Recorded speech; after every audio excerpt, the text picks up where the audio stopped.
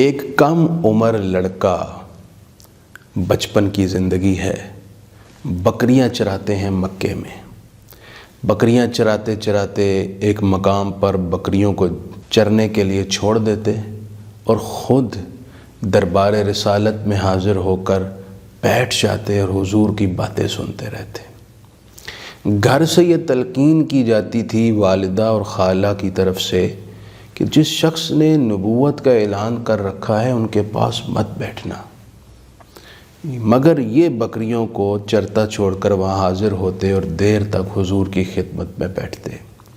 بکریوں پر پوری توجہ دے نہ سکے، بکریاں لاغر اور کمزور ہو گئیں، ان کے تھن سوکھ گئے۔ ماں کو خالہ کو پتہ چلا، انہوں نے ڈانٹا اور ان کی سرزنش کی۔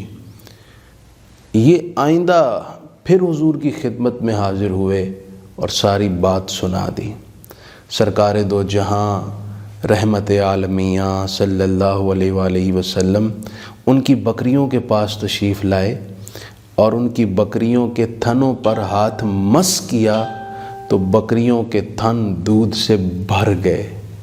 جب وہ بکریاں لے کر گھر گئے تو ماں اور خالہ حیرت میں تھیں کہ یہ کیسے ہو گیا کہ بکریاں تندرست بھی ہو گئیں، ان کے تھن بھی دودھ سے بھر گئے۔ تو اس بچے نے ساری بات سنائی اور بتایا، میں جن کی خدمت میں بیٹھتا ہوں ان کے پاکیزہ ہاتھوں کے لمس کی برکت ہے کہ بکریوں کے اندر توانائی بھی آئی اور دودھ بھی بھر گیا۔ ماں اور خالہ نے کہا ہمیں بھی لے چلو ان کے پاس۔ آئیں، جیسے ہی حضور کے چہرہ جہاں افروز پر نگاہ پڑی، ان کے دل میں اسلام کی شمع روشن ہوئی، کلمہ پڑھا، مسلمان ہو گئیں۔ واپس پلٹ کر آئیں تو وہ تاریخی جملہ کہا تھا، انہوں نے کہا تھا کہ ما رأینا ھذا الرجل احسن وجہا ورأینا کالنور یخرج من فیہ۔ وہ کہنے لگیں کہ ہم نے ان سے زیادہ خوبصورت چہرے والا آج تک دیکھا ہی نہیں، اور جب وہ کلام فرما رہے تھے تو ان کے دہن مبارک سے روشنی اور نور کا خروج ہو رہا تھا۔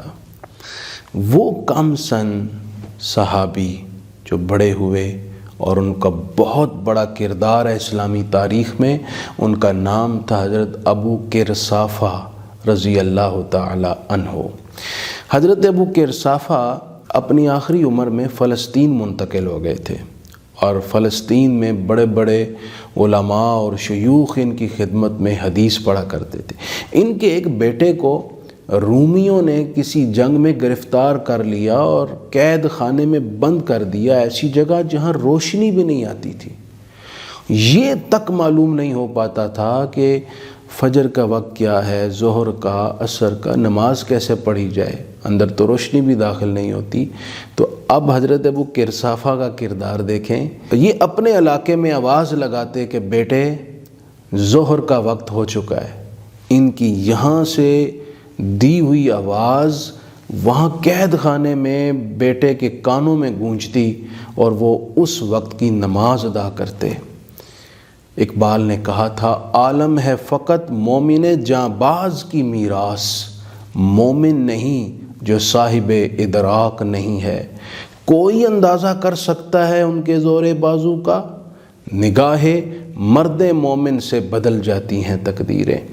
یہ وہ پاکیزہ ہستیاں اور اس امت کے اکابرین ہیں جن کی سیرت کو سٹڈی کرنا اور جن کے حسین کردار کو دیکھنا اور پڑھنا آج کے نوجوان کے اندر ایمانی حرارت، جذبوں کی قوت اور آگے بڑھنے کی نئی ہمت اور جرأت دے سکتے ہیں۔